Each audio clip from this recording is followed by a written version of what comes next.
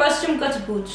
પશ્ચિમ Kutch Bhuj local crime બ્રાન્ચના police sub inspector એમ.એચ. Shinol સાહેબનાઓએ પશ્ચિમ કચ્છ ભુજમાં ભારતીય બનાવટના વિદેશી દારૂની પ્રવૃત્તિનો ગેરકાયદેસર રીતે જથ્થો મંગાવી વેચનાર ઇસમ પર વોચ રાખી કાયદેસરની કાર્યવાહી કરવા સૂચના આપેલ. તે અનુસંધાને એએસઆઈ નિલેશભાઈ ભટ્ટ, દેવજી મહેશ્વરી તથા police head constable Dharmendrabhai Raval, Mulraj Gadhvi, Shaktisinh Gadhvi તથા રણજીતસિંહ જાડેજા નાઓ ગઢશીસા પોલીસ સ્ટેશન વિસ્તારમાં પેટ્રોલિંગમાં હતા. તે દરમિયાન ફરતા દરશળી ગામના પાટિયા પાસે પહોંચતા નિલેશભાઈ ભટ્ટ નાઓને ખાનગી રાહે બાતમી હકીકત મળી કે ભાવસંગજી ભગુભા જાડેજા રહેવાસી દરશળી તાલુકો માંડવી તથા રામસંગજી દોલુભા જાડેજા રહેવાસી ચુનડી તાલુકો ભુજવાળાઓ તેમના મળતિયા સાથે મળી દરશળીથી મોમાય મોરા ગામ તરફ જતા રસ્તા પર મફતનગરમાં આવેલ ખુલ્લી જગ્યામાં કબજા ભોગવટાની ગાડીમાં બહારથી ભારતીય બનાવટનો વિદેશી દારૂનો જથ્થો રાખેલ છે અને તે પ્રોહિબિશન મુદ્દામાલ સગેવગે કરવાની ફિરાકમાં છે. જે હકીકત આધારે તપાસ કરતા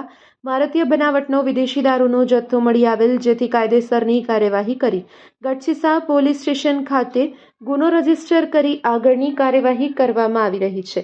કબજે કરવામાં આવેલ મુદ્દામાલમાં ભારતીય બનાવટની અલગ અલગ બ્રાન્ડની નાની મોટી બોટલ 1026 કિંમત ₹5,75,600, મહિન્દ્રા કંપનીની સફેદ કલરની બોલેરો ગાડી કિંમત ₹5 લાખ, હ્યુન્ડાઈ કંપનીની ગ્રે કલરની ક્રેટા ગાડી કિંમત ₹5 lakh, hero company Splendor plus motorcycle કિંમત ₹25,000 એમ કુલ 23,06,000નો મુદ્દામાલ કબજે કરવામાં આવ્યો છે. પકડાયેલ આરોપી કાયદાના સંઘર્ષમાં આવેલ એક બાળ કિશોર છે અને પકડવાના બાકી આરોપી ભાવસંગજી ભગુભા જાડેજા અને રામસંગજી દોલુભા જાડેજા છે.